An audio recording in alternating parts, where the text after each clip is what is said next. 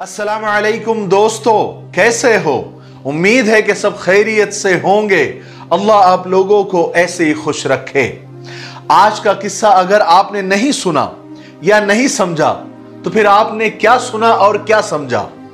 आज का किस्सा माशाअल्लाह बहुत सबक आमोज और बहुत जबरदस्त है, इसलिए जरा सा भी मिस मत करना, पूरा सुनना, पूरा देखना और पूरा सुनकर आगे शेयर जरूर करना।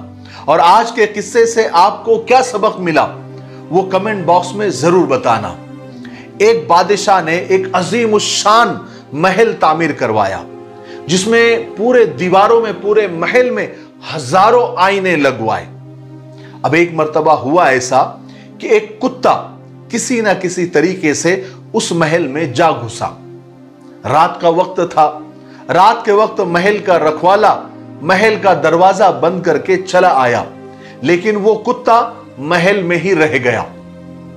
अब अकेला कुत्ता, इतने सारे आईने। कुत्ते ने चारों तरफ निगाह दौड़ाई तो उसे चारों तरफ हजारों तादाद में कुत्ते नजर आए। हालांकि उसको अपना अक्स नजर आ रहा था, लेकिन उसे लगा कि यहां तो हजारों कुत्ते हैं। उसे हर आईने में एक कुत्ता दिखाई दे रहा था। उस कुत्ते ने कभी अपने आप को इतने दुश्मनों के दरमियान फंसा हुआ नहीं पाया था। यह पहली मर्तबा था। अगर एकाध कुत्ता होता तो शायद वो उससे लड़कर जीत भी जाता, लेकिन उस कुत्ते को इस बार अपनी मौत यकीनी नजर आ रही थी, क्योंकि कुत्ता जिस तरफ भी निगाह उठाता उसे कुत्ते ही कुत्ते नजर आते और नीचे चारों तरफ भी कुत्ते ही नजर आ रहे थे, क्योंकि नीचे भी आईने लगे हुए थे। ऊपर देखता तो ऊपर भी कुत्ते ही कुत्ते, आसपास देखता तो कुत्ते ही कुत्ते। तो कुत्ते ने भौंककर उन कुत्तों को डराना चाहा। ध्यान रहे, याद रखे, दूसरों को डराने वाला दरअसल खुद ही डरा हुआ होता है, वरना किसी को डराने की जरूरत ही क्या है। जब कुत्ते ने भौंककर उनको डराने की कोशिश की तो वो हजारों कुत्ते भी उस पर भौंकने लगे। उस कुत्ते की नस नस कांप उठी। उसे महसूस हुआ कि उसके बचने का अब कोई रास्ता नहीं है, क्योंकि वो चारों तरफ से कुत्तों में घिर चुका था, दुश्मनों में घिर चुका था। उसे ऐसा महसूस हो रहा था। बस फिर क्या था, सुबह में महल के चौकीदार ने महल का दरवाजा खोला तो क्या देखता है कि कुत्ते की लाश पड़ी हुई है। उस महल में हालांकि कोई मौजूद नहीं था जो उस कुत्ते को मारता। महल पूरा खाली था और कुत्ते के पूरे जिस्म पर जख्मों के निशान थे और वो खून में लथपथ था। उस कुत्ते के साथ क्या हुआ था? किसने उसके साथ ऐसा किया था? हालांकि महल में तो कोई भी नहीं था। दरअसल हुआ यह था कि डर और खौफ के आलम में वो कुत्ता भौंका, झपटा, दीवारों से टकराया, कभी इधर टकराया, कभी उधर टकराया और खून में लथपथ होकर वो मर गया। उसे किसी ने नहीं मारा। मेरे भाइयों, बहनों और दोस्तों, ये हमारे सभी ताल्लुकात, ये हमारे रिलेशन, ये हमसे मिलने जुलने वाले, ये दुनिया, ये जहां, ये सब आईने के मानिंद है।